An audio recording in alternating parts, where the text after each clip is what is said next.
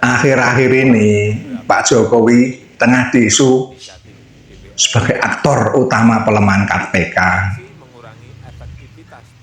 Tapi kenyataannya tidak begitu.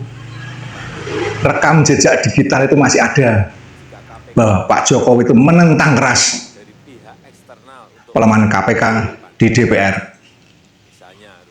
Saya tidak setuju terhadap beberapa substansi RUU inisiatif DPR ini yang berpotensi mengurangi efektivitas tugas KPK. Parah. Pertama, saya tidak setuju jika KPK harus memperoleh izin dari pihak eksternal untuk melakukan penyadapan. Misalnya harus izin ke pengadilan. Tidak. KPK cukup memperoleh izin internal dari Dewan Pengawas untuk menjaga kerahasiaan. Yang kedua, saya juga tidak setuju penyelidik dan penyidik KPK hanya berasal dari kepolisian dan kejaksaan saja. Penyelidik dan penyidik KPK bisa juga berasal dari unsur ASN, aparatur sipil negara yang diangkat dari pegawai KPK maupun instansi pemerintah lainnya. Tentu saja harus melalui prosedur rekrutmen yang benar. Yang ketiga, saya juga tidak setuju bahwa KPK wajib berkoordinasi dengan Kejaksaan Agung dalam penuntutan. Karena sistem penuntutan yang berjalan saat ini sudah baik, sehingga tidak perlu diubah lagi. Yang keempat, saya juga tidak setuju perihal pengelolaan LHKPN yang dikeluarkan dari KPK, diberikan kepada kementerian atau lembaga lain. Tidak, saya tidak setuju. Saya minta LHKPN tetap diurus oleh KPK sebagaimana yang telah berjalan selama ini. Yang awalnya sebenarnya dimulai ketika kemudian ada hak angket.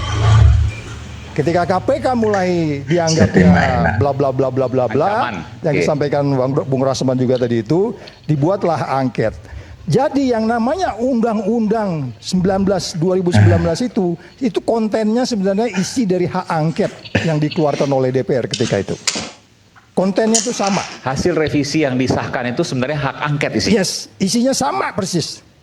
Jadi diantaranya tidak boleh lagi pimpinan KPK tidak lagi aja penuntut. Kalau dulu kan penuntut dan penyidik dan penuntut. Pimpinan KPK penuntut dan penyidik dan menuntut. Ya, itu kan. Sekarang dihapus. Ya, terus kemudian badan pengawas internalnya dipindahkan jadi badan pengawas. Terus kemudian penyadapan. Terus kemudian SP3. Walaupun akhirnya tuh diprotes. SP3 dulu nggak ada, sekarang ada. Ya, jadi itu semuanya ketika kemudian dibahas di DPR, yang menarik adalah kronologisnya. Ketika saya berada di sana itu kan 2016 sampai 2018. Jokowi masuk periode kedua itu kan 2019. Di 2019 itu yang unik adalah di 2018 tidak kejadian apa-apa nih.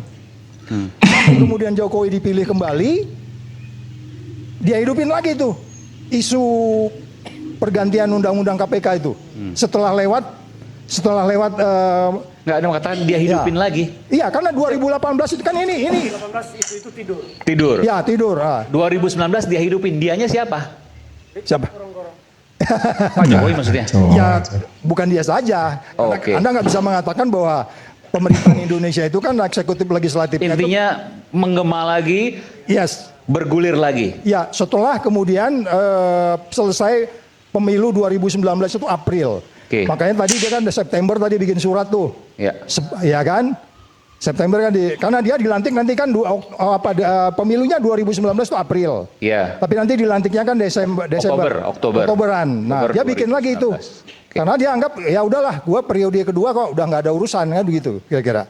Pak Jokowi itu kayak bicara dengan ya anak SD kalau seperti itu. Jadi kan semua undang-undang itu baru bisa jadi kalau disetujui dua pihak, pemerintah, presiden dengan DPR. Walaupun inisiatifnya itu dari dari DPR. Tidak, tanda tangan ini konstitusional. Jadi jangan ada kemudian ini digoreng-goreng. Bagaimana kalau saya mengatakan tidak ditandatanganinya oleh Pak Jokowi, namun secara mekanisme negara itu sah tetap setelah 30 hari. Menurut anggota DPR seperti Itu tandanya Pak Jokowi tidak suka itu dirubah. Tidak suka, Tidak kenapa tidak suka tegas, Bang dilemahkan. Bestari? Mohon izin. Kenapa nggak tegas saja pada saat itu? Ini yang mahasiswa seru nih, ini yang semuanya. seru nih. Ini mahasiswa semuanya, Prof. Nanti masukkan dalam kurikulum, Prof.